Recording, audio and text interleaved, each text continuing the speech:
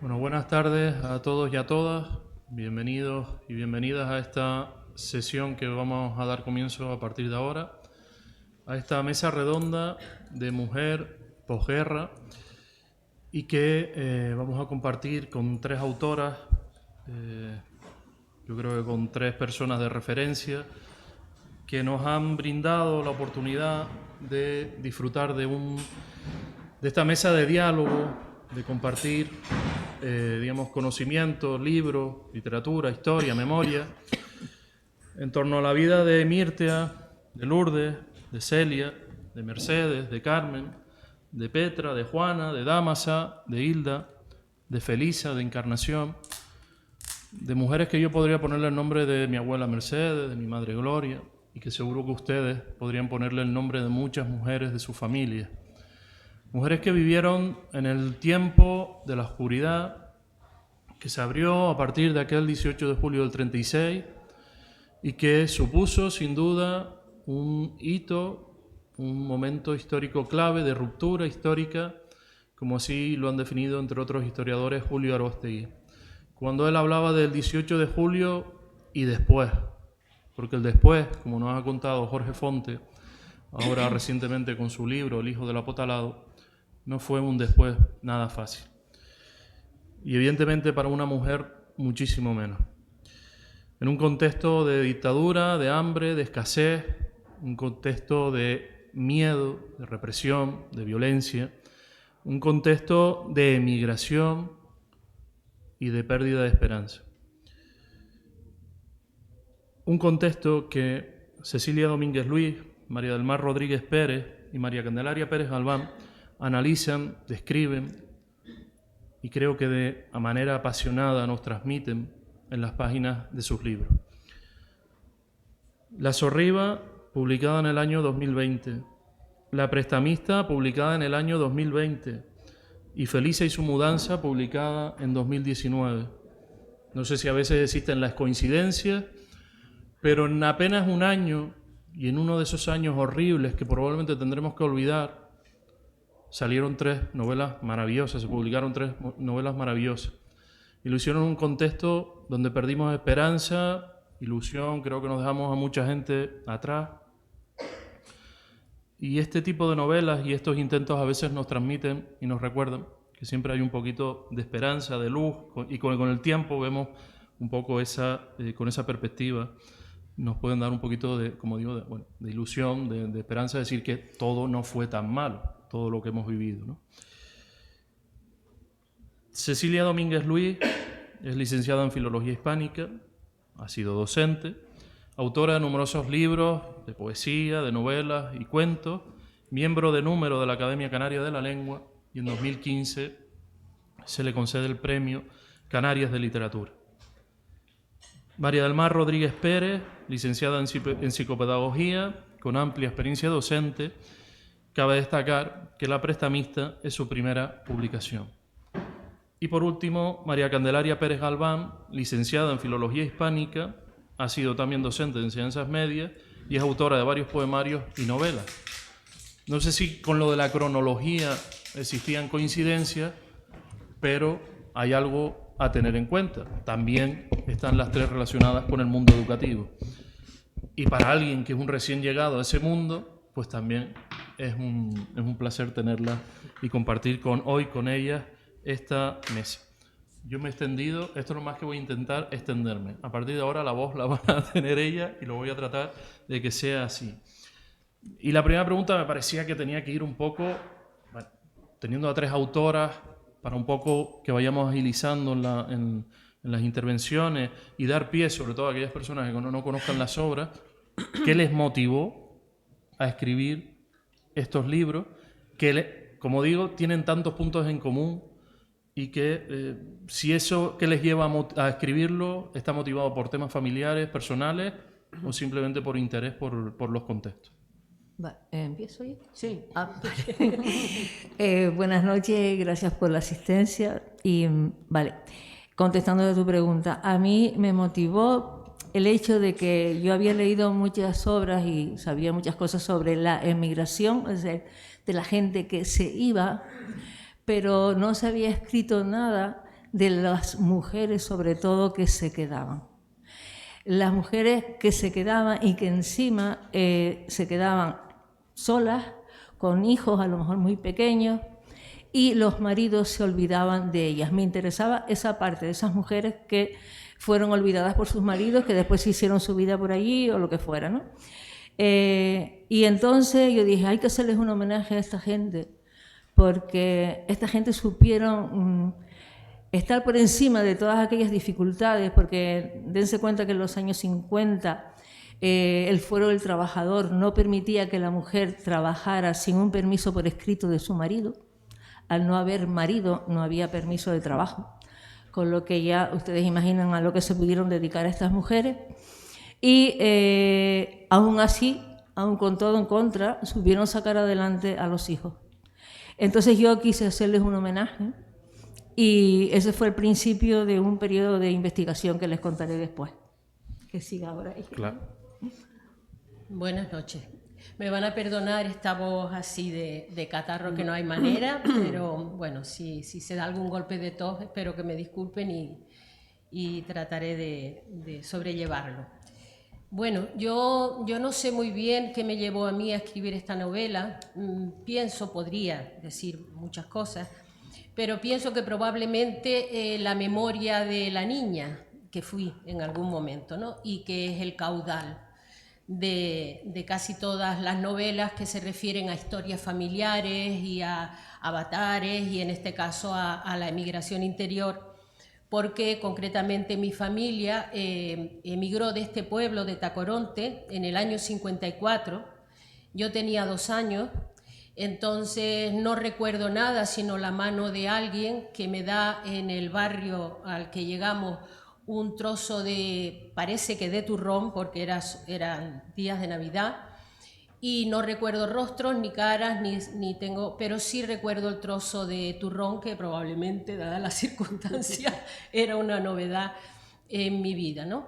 Yo siempre digo, esta novela, Felisa, tiene su origen en un cuento. Ese cuento lo escribí 15 años antes de la novela y fue un deseo de recrear un recuerdo, la memoria de una casa ciudadela que estaba frente a mi casa, allí en la calle, en aquel tiempo era la calle 10, luego fue Princesa Dácil, recrear un contacto que yo tuve con esa casa y concretamente con una niña que vivía allí para juegos. Y ese cuento, bueno, pues se quedó ahí en la famosa gaveta o cajón de las cosas que algún día se retomarán y nada más, o sea, no hay otra cosa. Luego, en el momento que decido que ese cuentecito, que tiene como protagonista una niña que se relaciona con el entorno de la casa ciudadela y que un día se la llevan los corceles negros de la institución a la casa cuna y que viene un poco más tarde con una cajita petitoria y acompañada de una monja, y que ahí se termina el cuento, pues de ahí, de esa semilla, nace una historia. Yo me pregunté, bueno, si ahora voy a escribir una novela, ¿de dónde vino esta niña? ¿De dónde vino ella con su madre y su hermano? Y ahí nació la novela, que la podemos considerar histórica o intrahistórica, que he estado también ahí leyendo algunas cositas sobre eso, porque me sonaba, pero no. Y nada más. Entonces lo que iba a hacer, pues desarrollar el cuento del barrio, de la casa, de esta casa ciudadela, que no era tal, pero en fin tenía la distribución de las ciudadelas y demás, pues se convirtió en una historia de migración, sostenida por las mujeres y en torno a una figura femenina que es Felisa.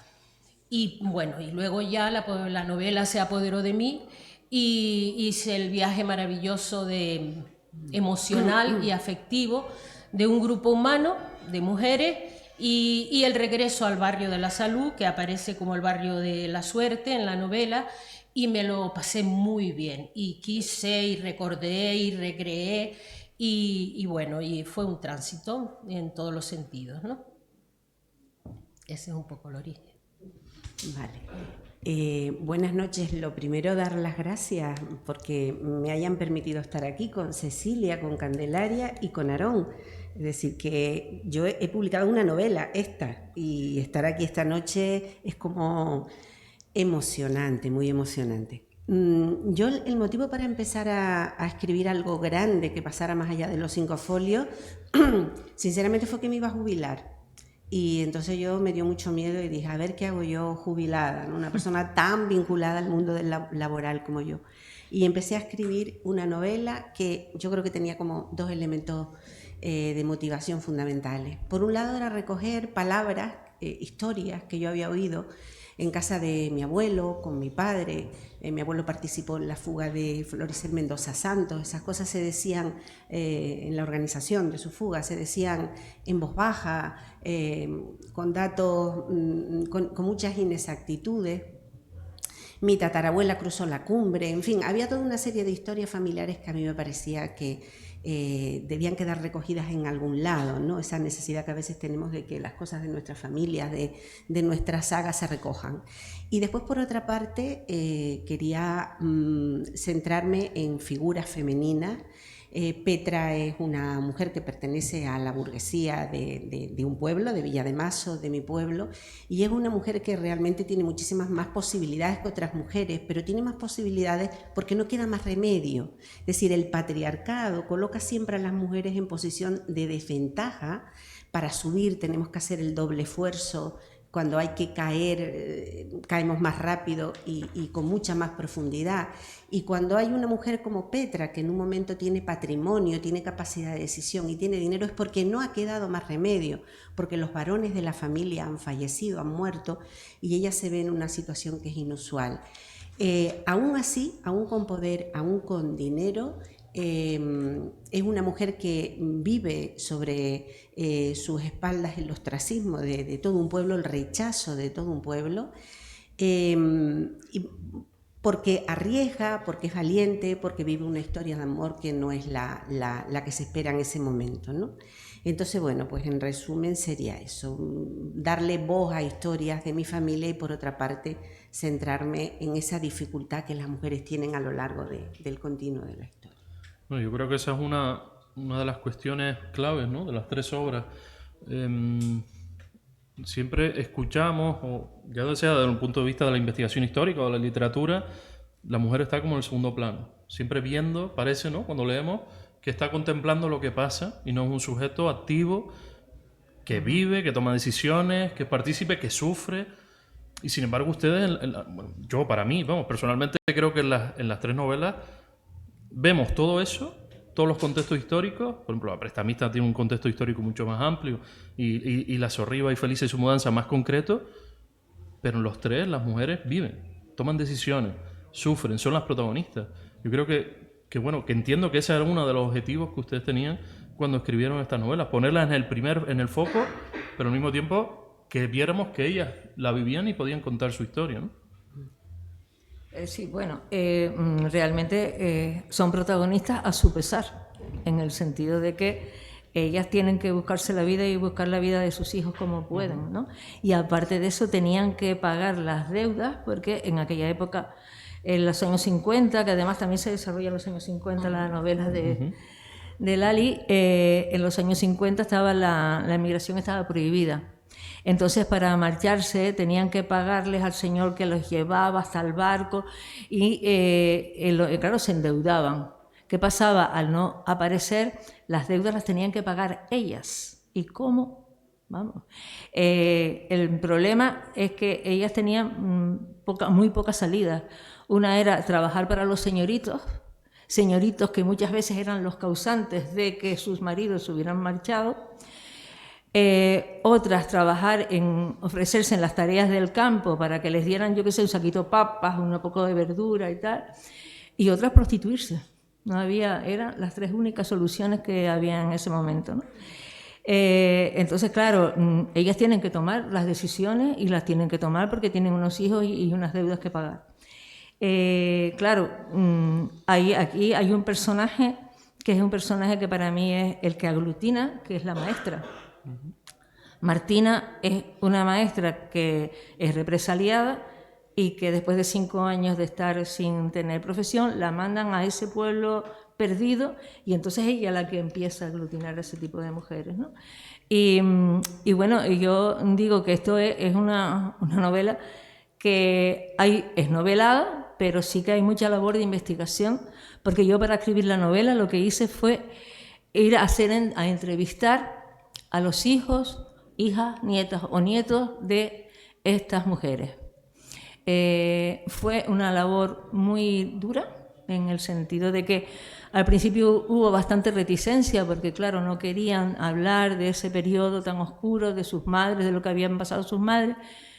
Yo les prometí de que no iba a poner sus nombres, que iba a mezclar las historias, de que el pueblo iba a ser un pueblo ficticio, y a partir de ahí ya empezaron a contarme las historias.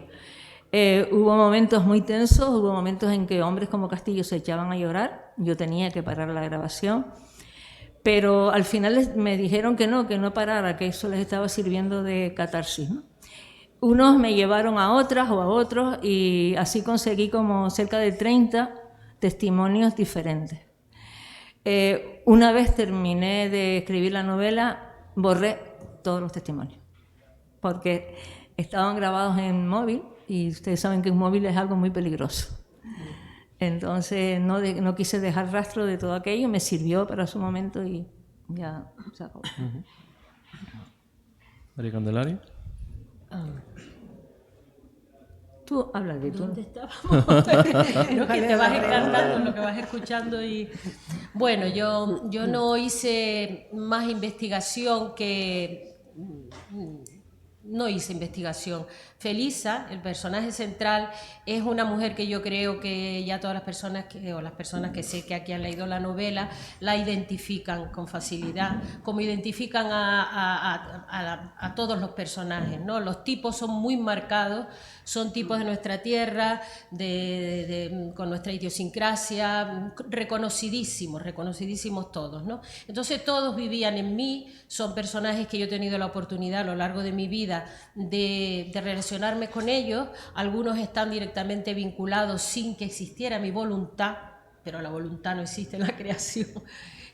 Los vinculo a mi familia en gestos, en palabras, en el humor, en un montón, en los hábitos, en un montón de cosas, pero sí un poco en el sentido de las compañeras también.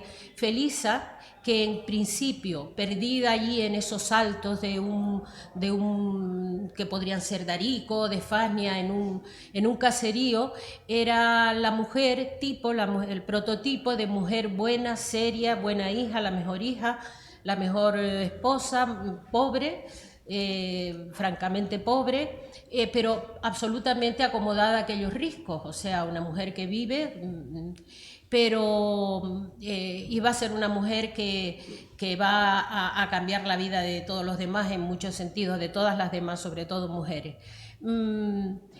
Pero bueno, pasa lo que pasa en los procesos migratorios, pueden ser muchas las causas que obligan a los desplazamientos y uno de ellos puede ser la muerte del marido, ¿no? El señor Sinesio se cayó del tejado y bueno, y de repente la pobreza se convierte en algo que amenaza con miseria, ¿no? O sea, ya no está el proveedor y ella se va a ver en esta circunstancia y entonces, como ocurre en la migración en general, va a haber una llamada, va a haber un reclamo, y el reclamo lo va a hacer su hermana, que 16 años antes se ha ido. Entonces todo ocurre, bueno, pues en los ámbitos domésticos de la manera más habitual en aquella época, y ella, bueno, tiene esos 2 niños y va a enfrentar un proceso a la Rada, que va a ser Santa Cruz, ¿no? Y nada, ¿qué va a ser lo importante? Lo importante no van a ser las cosas que le ocurran, exceptuando el viaje por la carretera del sur, que para mí es uno de los... Me encariñé muchísimo con ese aspecto, el viaje, ¿no? El viaje propiamente dicho.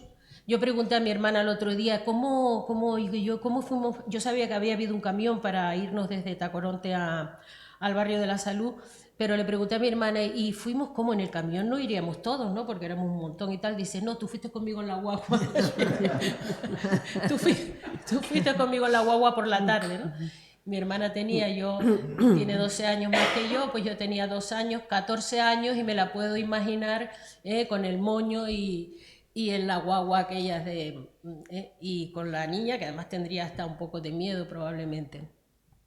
En fin, Felisa viaja sin saber muy bien a dónde va, y en ese tránsito de la carretera, de las curvas y de la distancia, pues hay una niña, y eso me interesa reseñarlo porque la mirada de la niña me interesa muchísimo.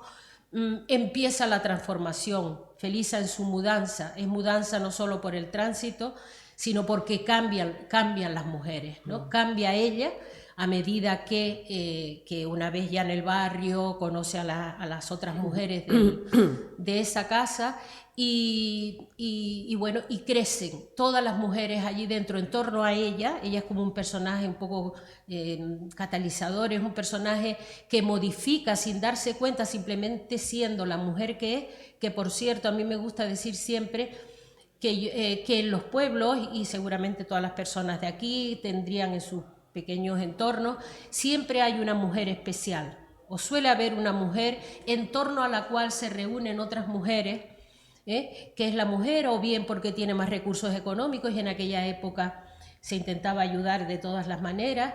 Entonces Felisa no es por recursos económicos, pero está trabajada para representar la opción, la posibilidad de que las mujeres que viven en esa casa, en esa casa llena de penas y sobre todo oscura, una casa de muros, de intramuros, ¿no? Pues ella va a poner luz y va a movilizar la identidad perdida de esas mujeres que están dentro de la casa, concretamente de Celina, una prostituta, y de un chico, de Fefe, un chico homosexual. Y entonces ella va a modificar sin darse cuenta, simplemente estando, pero con ese aire que moviliza el proceso migratorio. Ella vino con un objetivo, que es que sus hijos tuvieran un futuro y no tuvieran que marcharse, y ella va sin darse cuenta, va a ejercer una influencia sobre el grupo de mujeres, y las cosas parece que, exceptuando una de ellas, desafortunadamente, parece que van a salir bien, ¿no? Y bueno, un poco va por ahí. Bueno, pues la pregunta es un poco el papel de las mujeres, ¿verdad? Me he perdido en el libro. Yo creo que en La prestamista, que es un libro de muchos años, no está concentrado en un tiempo muy corto, sino en un periodo muy largo, desde el año 1850 a 1946, yo creo que podríamos distinguir como 3 momentos en la situación de las mujeres que están en esa novela, ¿no? Un primer momento que es todo ese siglo de oro palmero, finales del siglo XIX, y todo una isla de La Palma que yo he descubierto a la hora de escribir este libro, que yo desconocía, muy vinculada al republicanismo, a los movimientos de izquierda, a toda esa esperanza que trajo José Miguel Pérez a la isla de La Palma, pero donde en todo ese tiempo, en finales del siglo XIX, principios del siglo XX, las mujeres tienen el lugar que tienen, que siempre es en situación de inferioridad, aunque estén comparadas con otras mujeres, pues como el caso de Petra, pues disfruten de cierto patrimonio.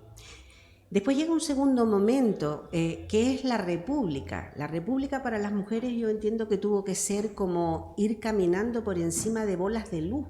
Es que en 5 años, del 14 de abril de 1931 aquí en Canarias hasta el 36, hasta el 18 de julio, todo lo que pasó, todas las leyes que se aprobaron. Yo he estado leyendo para una segunda novela que estoy preparando, que está centrada en el año 46, he estado leyendo las leyes aprobadas en ese periodo republicano, y hay cosas que nosotros todavía en este momento estamos discutiendo, como es la abolición de la prostitución, y que hubo una ley abolicionista aprobada creo que en el 35 en la República, ¿no?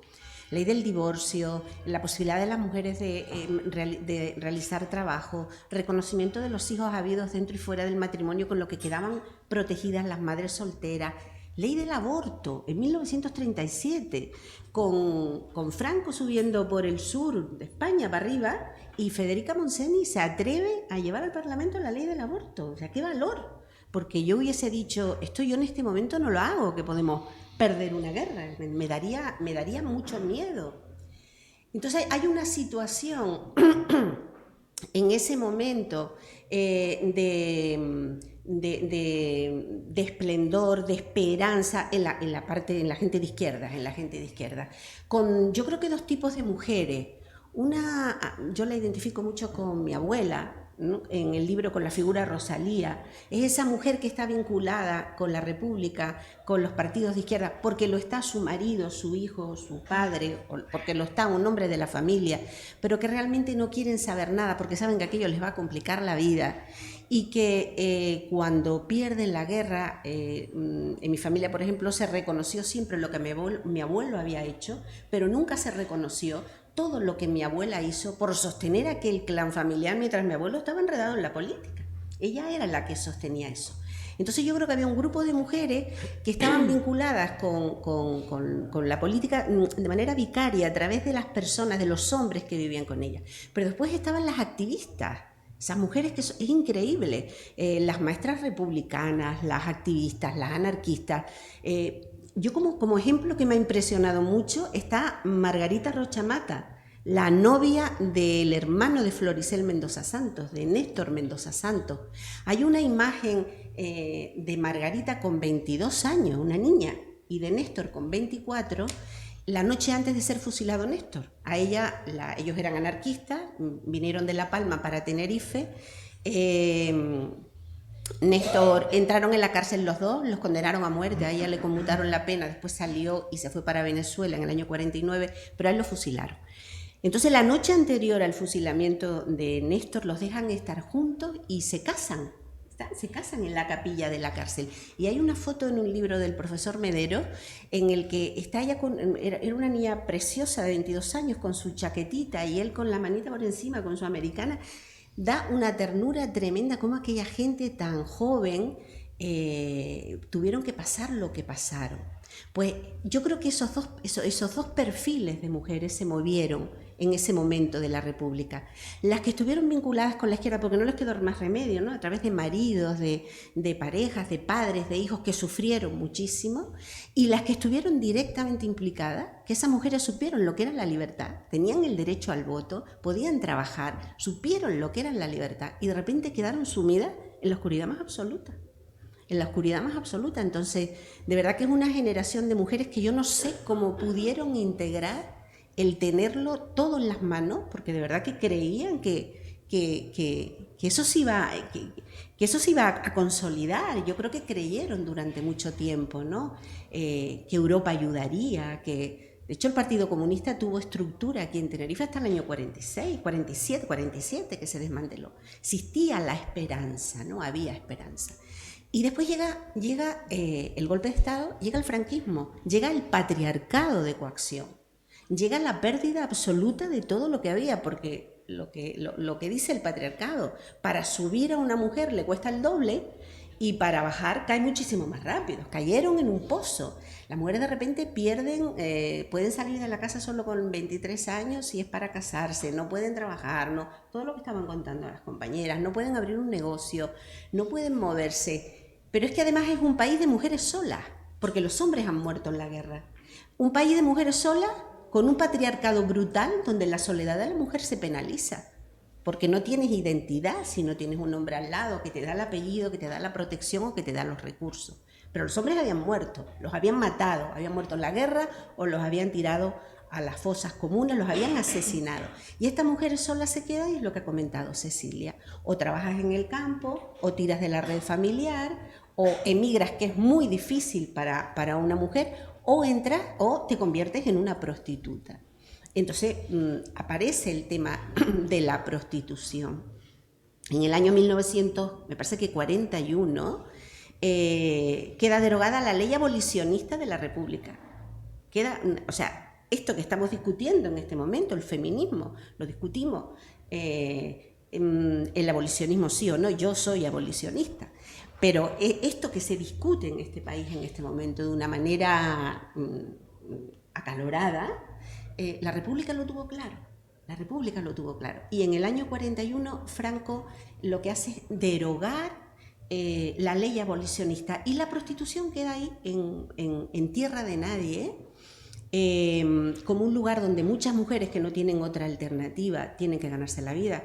Estuve leyendo que había una frase muy famosa en la época que era por los hijos, esto se hace por los hijos, era de las frases que más se repetían, y donde se mira para otro lado, y si en algún momento en un país tan católico como era este, pues a lo mejor la salud sexual de los ciudadanos se veía afectada, o la moral o lo que fuera, entonces la responsable era la prostituta.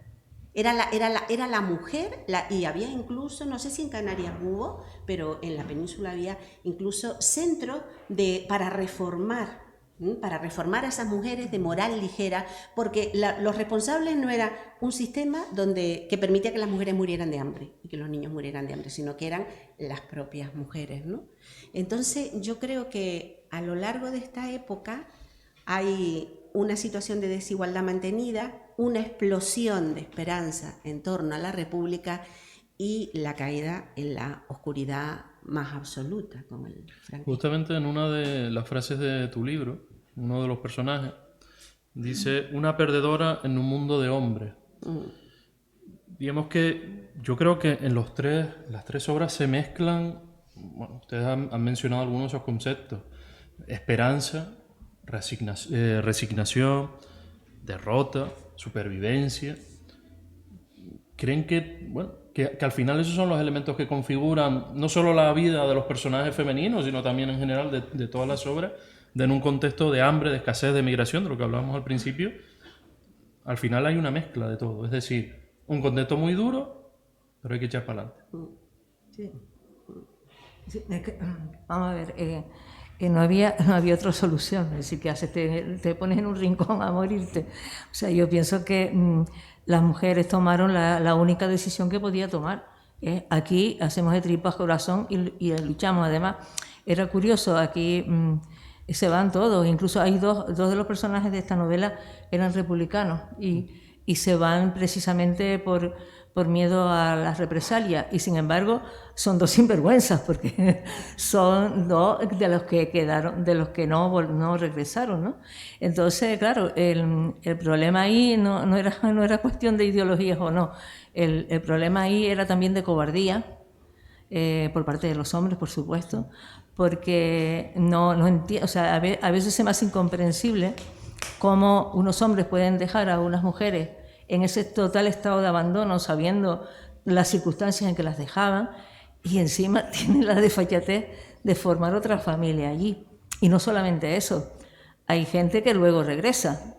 O sea, hay hombres que regresan enfermos y aquí estoy yo para que me cuides, ¿no? En esa época, además, la mujer tenía la obligación de recoger a su marido. O sea, no podía decirle que no, porque entonces ella era la mala. Entonces, claro, o sea, que un señor se haya pasado toda su vida en Venezuela y venga aquí a morir y cuídame la enfermedad, también era muy duro, ¿no? Y hay gente que reaccionó y dijo que ni de coña, ¿no? Y me pareció perfecto. Hubo mujeres que dijeron que ni vamos. Y entonces a mí me pareció perfecto. Eran gente muy valiente. Además, en el caso de la Sorriba, era un entorno rural, totalmente rural. Entonces, claro, la investigación no solamente fue el caso de oír las historias, sino y el lenguaje. O sea, el lenguaje de la época de los 50, el lenguaje rural, bueno, yo sí me acordaba de algo porque yo viví los años 50 en Orotava y oí hablar a muchos campesinos, pero había que investigar mucho, también investigué el lenguaje, leyendo a todos los escritores que habían escrito sobre gente rural de esa época, ¿no?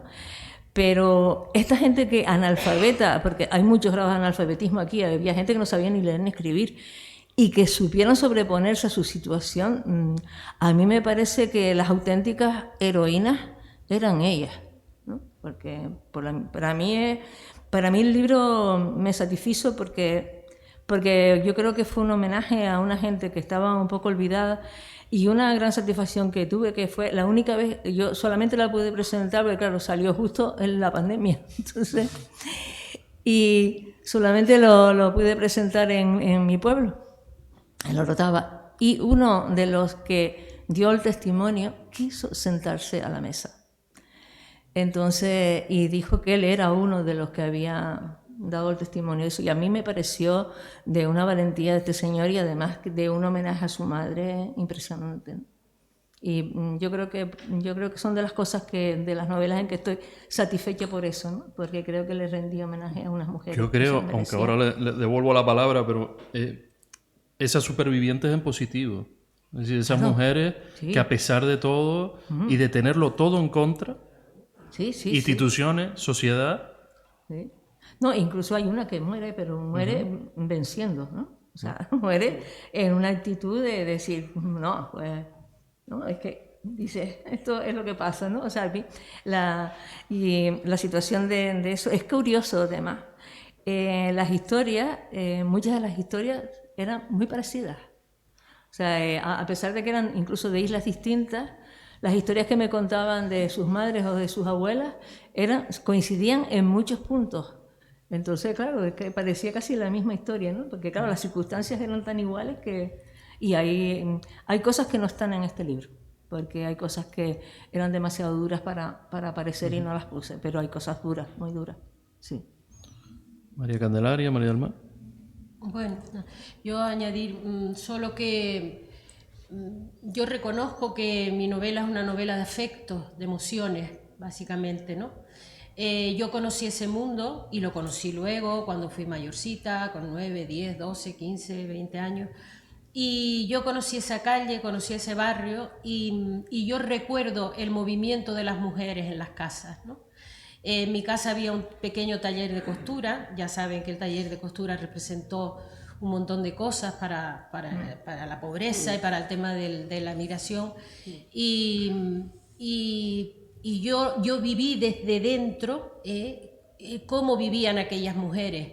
Yo tengo que decir que no, en fin, lo que sabemos ya, sobre todo las personas que hemos vivido en esas circunstancias, que por ejemplo los hombres no solían estar dentro de la casa. Esta es una novela de interiores, ¿no? De paredes o muros, ¿no?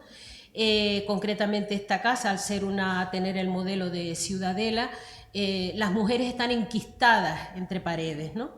Y son mujeres que han tenido sus maridos en determinado momento, en aquel momento ya no están, en el momento en que llega Felisa, y hay mucho alcohol, ¿eh? Es una sociedad, son unos grupos humanos donde, bueno, las frustraciones cada uno las libra de la mejor manera que puede, o que le permite, obviamente, le respalda al sistema. Ellos van a los bares, algunos a rememorar los mostradores del lugar de origen, ¿no?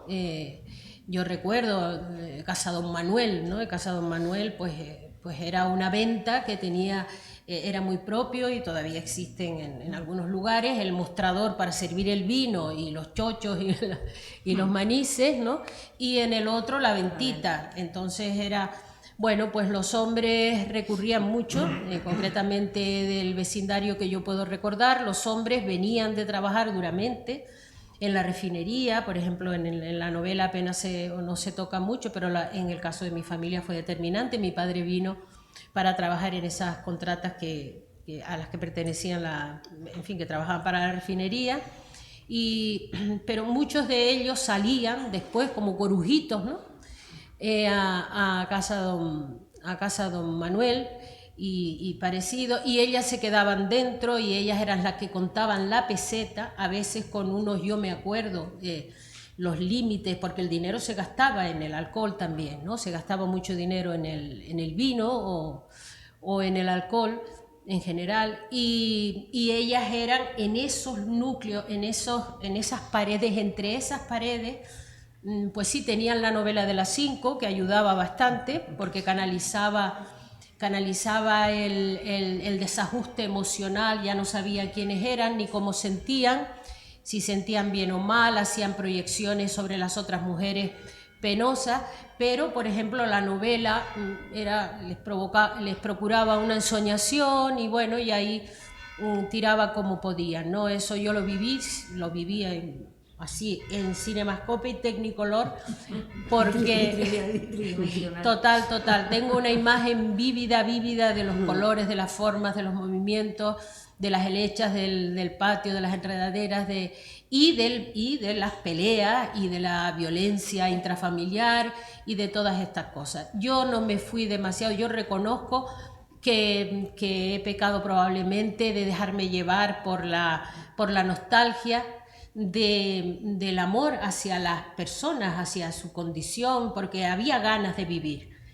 había ganas de vivir y había proyectos, había escuelas en el entorno, se podía uno mover en distintos tipos, bueno, las famosas academias en las calles, ¿no? que pues eran empleados que daban en un cuartito, daban clase, pero en fin, de ahí empezaron a moverse luego estaban los que emigraron, los hijos, como mis hermanos estaban en Venezuela, mandaban un dinerito, es decir, era un mundo de movimiento y de vida, y ellas fueron fundamentales. Y yo en la novela, eso sí quería que Felisa, que llega un momento que casi te planteas si no está excesivamente obligada de mi parte a movilizar al resto de las mujeres, pero a mí me pareció que estaba bien y que yo, repito lo que dije antes, yo he conocido a esas mujeres que tienen un imán y a pesar de las dificultades, de la pobreza, de la violencia, que había violencia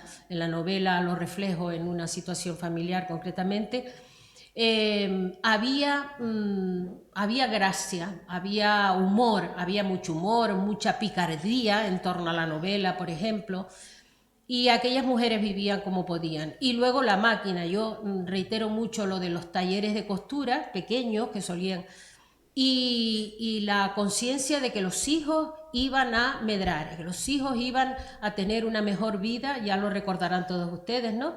Ese deseo y ese gusto de que a los míos no les va a pasar lo mismo, ni van a tener que vivir las penalidades que yo he vivido. Y ya se encargaban ellas, bien con trabajo, saliendo algunas a limpiar, otras haciendo costura o sencillamente contando las perras, ¿no? Contando con muchísimo cuidado el dinero para que alcanzara a fin de mes y no se escapara todo por los mostradores. Y nada, pero como les repito, es un ámbito muy, muy cerrado, no tan abierto, investigado como el de las compañeras, pero muy real y que bueno, que si yo miro el presente hoy y conozco a las niñas y los niños de aquella calle, y a mi propia familia, pues no nos ha ido mal. Hemos prosperado y ahí ha habido un esfuerzo y seguramente un amor, no sé, no estoy muy segura. Bueno, yo por añadir algo en relación a este tema, yo creo que los perdedores de la guerra fueron toda la gente de izquierda, los hombres y las mujeres. De hecho, la mayor parte de los muertos en el frente, en la fosa, fueron hombres, ¿no? La izquierda perdió la guerra y colectivamente toda la izquierda sufrió, ¿no? Pero es cierto que las mujeres tienen esa doble pérdida y lo vemos en los derechos, en la cantidad de derechos que ellas perdieron, que pasaron de ser personas con libertad jurídica, con capacidad de hacer negocios, de tener autonomía económica, a no tenerla, no tener identidad, no tener esa libertad, no poder moverse, a depender, ¿no? Es decir, que incluso en igualdad de condiciones, entre un hombre que ha perdido y una mujer que ha perdido dentro del hogar, ella está en una situación de inferioridad. Ella es la que soporta, en casos de que lo haya, pues la violencia de género, ella es la que es abandonada, no va a Venezuela, ella es la que tiene que tener una moral controlada y tiene que aguantar a su marido, ella es la que tiene que ceder. Y después también ahí en la posguerra, pues claro, se pone en funcionamiento una característica que forma parte de la socialización femenina y es el cuidado del clan, el cuidado de los hijos, la empatía y para eso nos han socializado, ¿no? Entonces yo creo que el gran tema de la posguerra, de toda esa época, por lo menos hasta que empezó ya la cosa a mejorar un poquito en los años 60 y demás, fue la supervivencia, ¿no? La supervivencia del clan, ¿no? Pero perdedores, toda la izquierda. Lo que pasa es que las mujeres siempre están 2 escalones más abajo. Son lo que dice el patriarcado. Doble pérdida. Ahí, bueno, van saliendo cuestiones que podríamos pasar mucho tiempo conversando, pero yo decía al principio, y estamos hablando de mujeres continuamente, escrito desde una óptica de qué sucede visto desde una mujer, pero yo cuando leí los 3 libros vi a los hombres también. Sí, están, claro.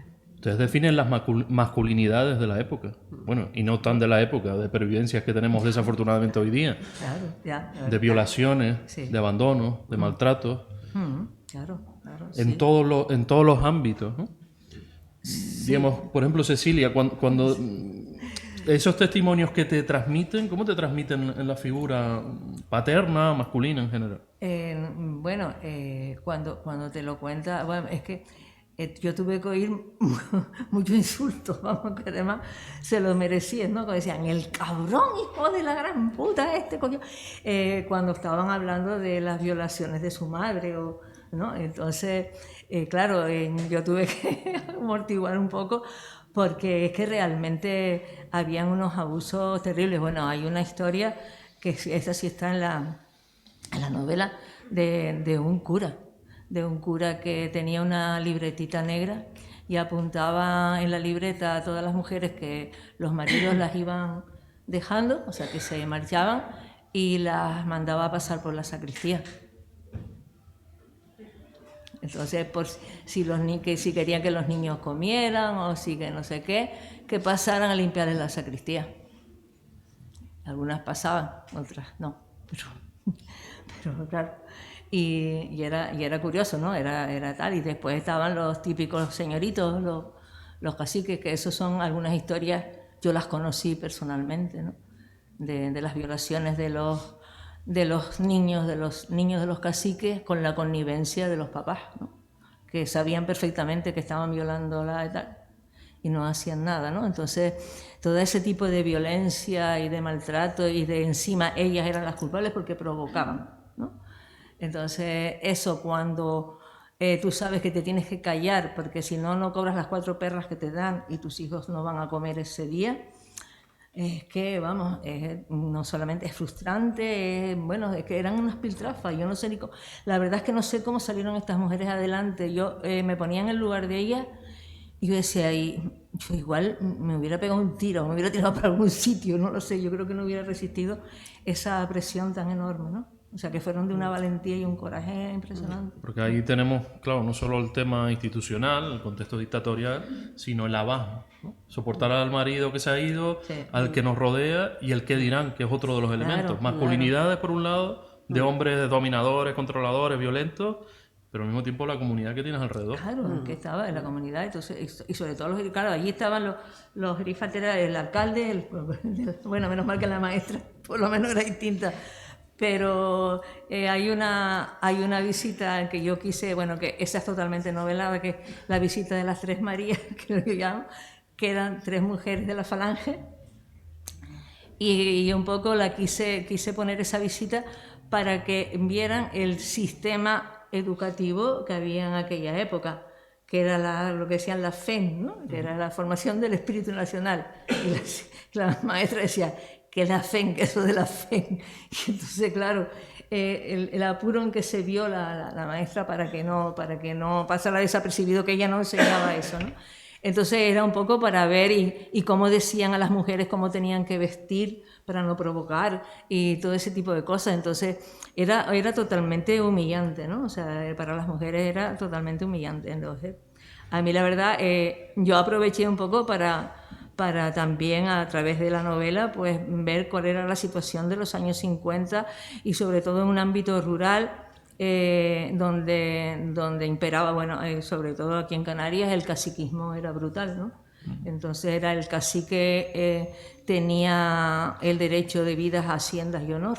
Entonces y claro, era la mujer la que pagaba al pato.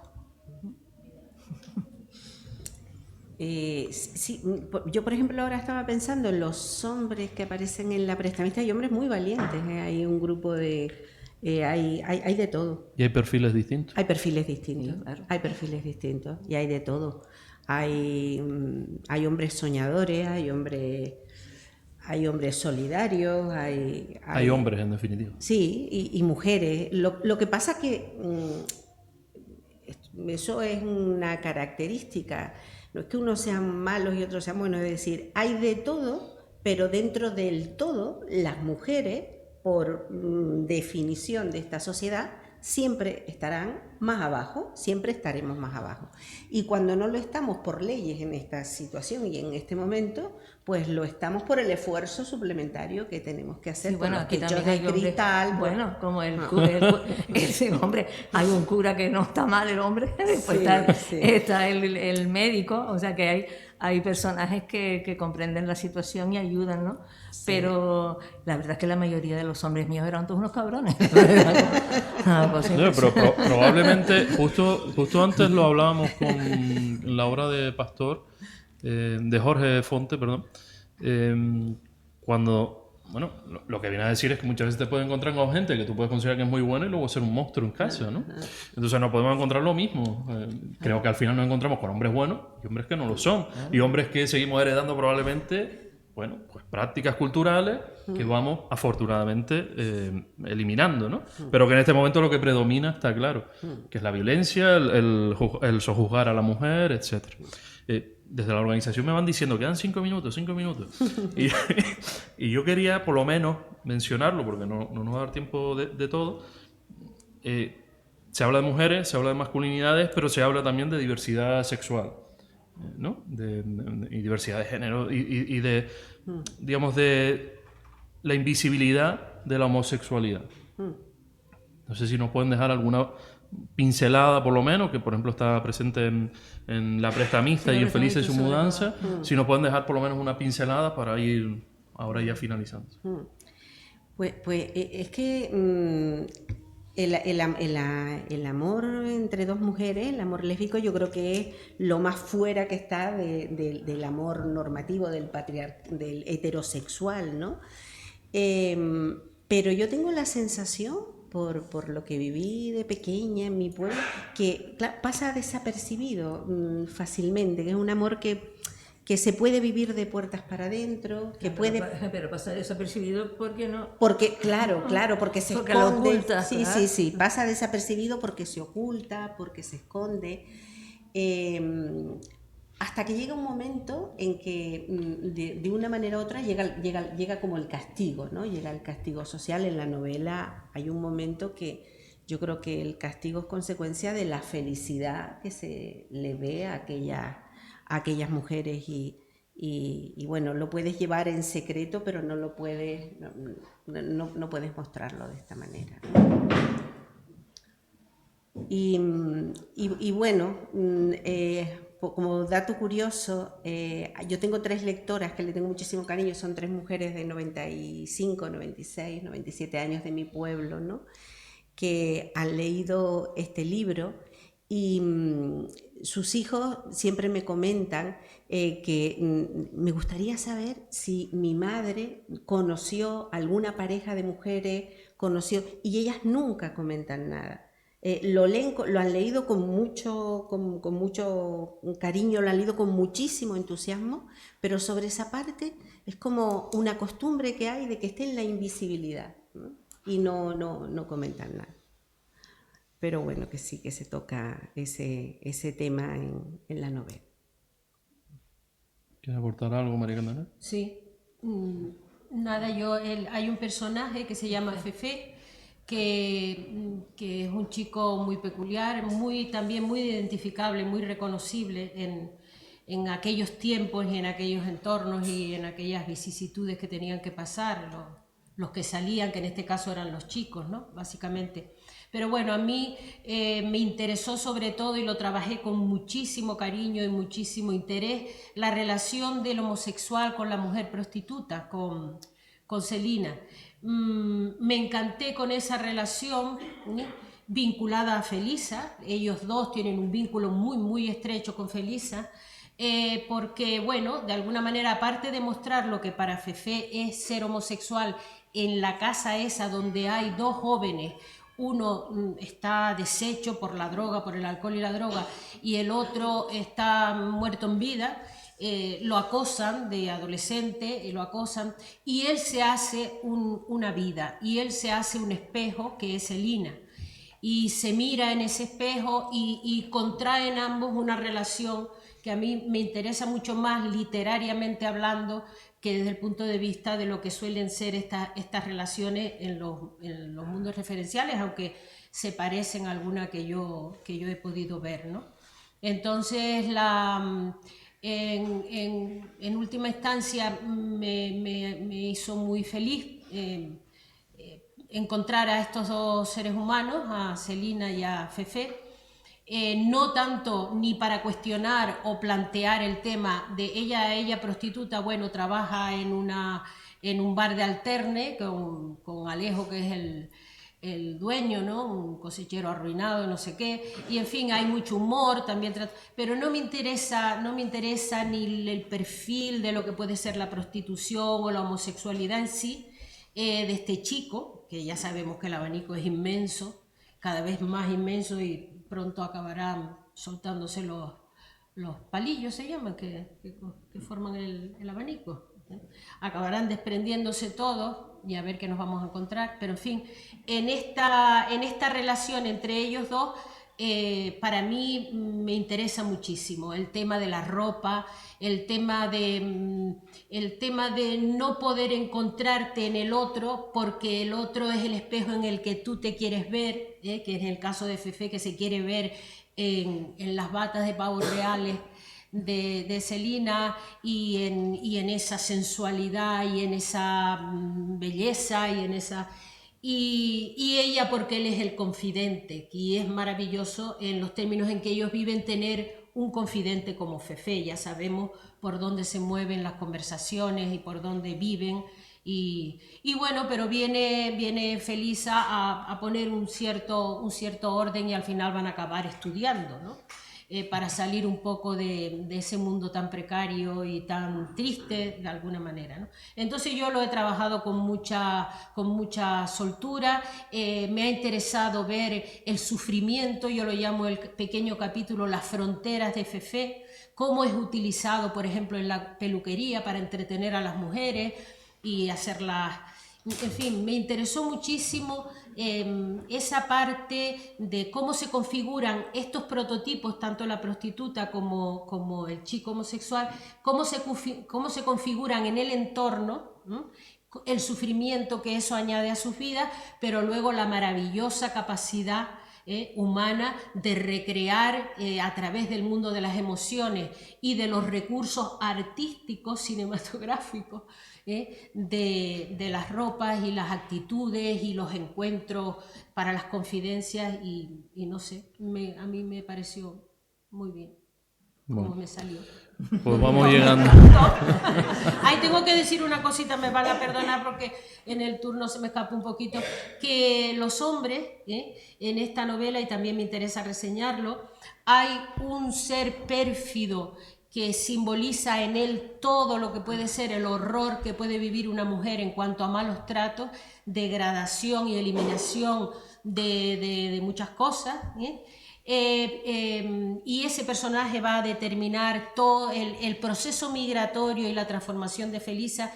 Ese hombre que está con su hermana la va a condicionar completamente y es feroz, pero hay también un tal Gregorio que me encantó que apareciera, porque yo no tenía la intención de escribir nada relacionado con una historia de amor, de mucho amor, y sin embargo salió el amor, que también forma parte. Por ejemplo, Felisa es viuda, y bueno, ahí hay una historia que quien lea la novela pues ya verá cómo se resuelve, si es que se acaba de resolver, pero que de alguna manera ese hombre bueno es a la vez, o sea, ha sufrido en su propia casa el maltrato por parte de su padre hacia su madre, y eso le confiere una tonalidad, si me lo permiten, femenina, en unos términos a la hora de entrañarse hasta las lágrimas, que me quedó un poco así, pero se le escapa alguna lágrima cuando dice a una mujer que la quiere, ¿no?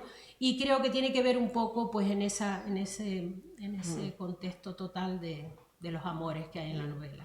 Yo si me permite una cosita en relación al amor entre estas dos mujeres, Petra y Juana. Yo creo que estamos hablando finales del siglo XIX, principios del siglo XX, yo creo que la carga que lleva es la de la doble invisibilidad. Y ahí está esa metáfora de la puerta para adentro, todo lo hacen de puerta. Esa soledad, ese amor vivido en soledad, invisibles porque son mujeres e invisibles porque encima es un amor entre mujeres, ¿no? Es como el castigo de vamos a hacer que no existe, vamos como si no existiera, ¿no? Es esa omisión hasta que algo salta y, por ejemplo, Dámasa lo percibe, que es la que cuida a Petra, y le dice por algún lado va a llegar el castigo, por algún lado va a llegar la consecuencia, pero mientras tanto el pueblo es como si no existiera, como un castigo de omisión, de invisibilidad, ¿no? De falta de sitio para un amor entre dos mujeres, que no tiene sitio en aquel pueblo, ¿no?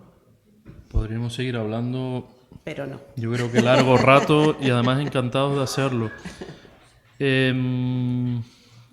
La Sorriba incluye una relación de términos, de expresiones finales, por lo que han dicho, ¿no? La riqueza del lenguaje. En las tres está presente.